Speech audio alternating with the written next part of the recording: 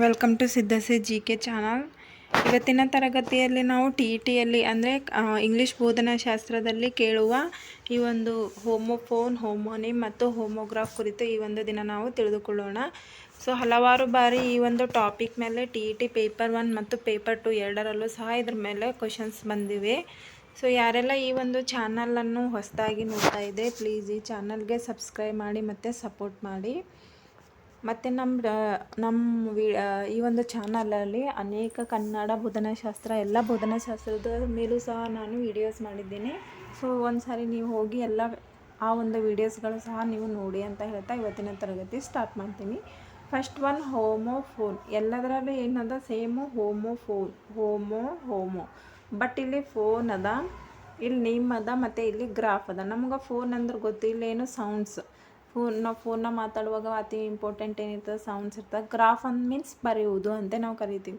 So ಇಲ್ಲಿ ಸೌಂಡ್ಸಿಗೆ related ಆದಂತೆ ಸ್ವಲ್ಪ ನಮಗೆ ಇಲ್ಲಿ ಗೊತ್ತಾಗ್ತದೆ. ಮತ್ತು ಗ್ರಾಫಲ್ಲಿ ಬರೆಯೋದಕ್ಕೆ ನೇಮ್ ಅನ್ನೋದೊಂದು ಸ್ವಲ್ಪ ಡಿಫ್ರೆಂಟ್ ಅದ. ಸೊ ಹಾಗಾಗಿ 1 by 1 ನೋಡೋಣ ಬರ್ರಿ. First one homophone. Homophone means same sounds different spelling. Already ನಾ ಹೇಳ್ದೆ, ಫೋನ್ ಅಂದಾಗ ಈ ಒಂದು ನಾವು ಮಾತಾಡುವಾಗ ಕೇಳಿಸ್ಬರ್ತದಲ್ಲ ಫೋನಿನಲ್ಲಿ ಸೌಂಡಿಗೆ ಕುರಿತದ ಇರ್ತದೆ. ಇಲ್ಲಿ ಏನಂದರೆ ಹೋಮೋಫೋನಲ್ಲಿ ಇರ್ತದೆ ಸೇಮ್ ಸೌಂಡ್ ಇರ್ತದೆ. ಅಂದರೆ 2 ಪದಗಳು ಕೊಟ್ಟಾಗ ಆ 2 ಪದಗಳಲ್ಲಿನ ಸೌಂಡ್ ಏನಿರ್ತದೆ 2 ಪದಗಳದ್ದು ಸೇಮೇ ಇರ್ತದೆ. ಬಟ್ ಏನು ಸ್ಪೆಲ್ಲಿಂಗ್ಸ್ ಏನಿರ್ತದೆ ಡಿಫ್ರೆಂಟ್ ಇರ್ತದೆ. ನಮಗೇನಾಗ್ತದೆ 2 ಸ್ಪೆಲ್ಲಿಂಗ್ಸ್ ನೋಡಲಿಕ್ಕೆ ಡಿಫ್ರೆಂಟ್ ಆಗಿ ಬಟ್ ಸೌಂಡ್ ಏನು ಸೇಮ್ ಅದಂತೆ ಕರಿತೀವಲ್ಲ, ಇವಕ್ಕೆಲ್ಲ ಏನಂತ ಕರಿತೀವಿ ನಾವು ಹೋಮೋಫೋನ್ ಅಂತ ಕರಿತೀವಿ. ಸೊ ಹಾಗಂದ್ರೆ ಎಕ್ಸಾಂಪಲ್ ನೋಡಿರಿ, ಹೋಮೋಫೋನ್ ಅಂದಾಗ 2 ವರ್ಡ್ ಕೊಟ್ಟಾಗ 2 ವರ್ಡಿನ ಸೌಂಡ್ ಭೀ ಸೇಮ್ ಇರ್ತದೆ ಬಟ್ ಸ್ಪೆಲ್ಲಿಂಗ್ಸ್ ಏನಿರ್ತದೆ ಡಿಫ್ರೆಂಟ್ ಇರ್ತದೆ. ಫಸ್ಟ್ ಒನ್ ನೋಡಿರಿ, ನೋ. ಈಗ ಎರಡ್ರದ್ದು ಇದಕ್ಕೆ ಭೀ ನೋ ಅಂತೀವಿ, ಇದಕ್ಕೆ ಭೀ ನೋನೇ ಅಂತೀವಿ, ಬಟ್ ಸ್ಪೆಲ್ಲಿಂಗ್ಸ್ ಏನವ ಡಿಫ್ರೆಂಟ್ ಅವ. KNOW ಇದು ನೋ, NOW ನೋ, ಎರಡೂ ಸೇಮ್ ಅವ. Next 8, EIGHT. 8 ಅಂದರೆ ಇದು 8 ಅಂತ ಕರಿತೀವಿ. 8 ಅಂದರೆ ಇದು ಏನಂತ ಪಾಸ್ಟ್ ಅಂಡ್ ಬರುವಾಗ 8 ಆ ರೀತಿ ಅದ. ಮತ್ತು ಪೂರ್, POOR ಪೂರ್ ಬಡವ, ಮತ್ತು ಪೂರ್ ಇದು ಭೀ ಎರಡು ಏನವ, 2 ಪ್ರೊನೌನ್ಸಿಯೇಷನ್ ಏನವ, ಇಲ್ಲಿ ಸೌಂಡ್ಸು ಸೇಮೇ ಅವ ಬಟ್ ಸ್ಪೆಲ್ಲಿಂಗ್ಸ್ ಏನವ ಡಿಫ್ರೆಂಟ್. ಈ ರೀತಿಯಾಗಿ ಒಂದೇ ರೀತಿ ಉಚ್ಚಾರಣೆ ಅಂದರೆ ಸೌಂಡ್ ಸೇಮ್ ಇದ್ದು ಮತ್ತು ಇಲ್ಲೇನೋ ಬರೀ ಏನಂತಾರೆ ಸ್ಪೆಲ್ಲಿಂಗ್ಸ್ ಡಿಫ್ರೆಂಟ್ ಇದ್ದು ಅಂದರೆ ಹೋಮೋಫೋನ್ ಅಂತ ಕರಿತೀವಿ. ಸೆಕೆಂಡ್ ಬಂದುಬಿಟ್ಟು ಹೋಮೋನಿಮ್. ಹೋಮೋನಿಮ್ ಅಂದರೆ ಇಲ್ಲಿ ಸೇಮ್ ಸೌಂಡ್ ಮತ್ತು ಸೇಮ್ ಸ್ಪೆಲ್ಲಿಂಗ್. ಇದು ಈಸಿಯಾಗಿ ನೆನಪಿಟ್ಕೋಬೋದು. ಸ್ಪೆಲ್ಲಿಂಗ್ ಭೀ ಸೇಮ್ ಇರ್ತದೆ ಮತ್ತು ಪ್ರೊನೌನ್ಸಿಯೇಷನ್ ಭೀ ಸೌಂಡ್ ಭೀ ಸೇಮ್ ಇತ್ತಂದ್ರೆ 2 ಭೀ ಸೇಮ್ ಇದ್ದಾಗ ಇದಕ್ಕೆ ಏನಂತ ಕರಿತೀವಿ, ಹೋಮೋನಿಮ್ ಅಂತ ಕರಿತೀವಿ. ಸೊ ಹಾಗಾದ್ರೆ ಇಲ್ಲಿ ಎಕ್ಸಾಂಪಲ್ಸ್ ನೋಡೋಣ ಬರ್ರಿ.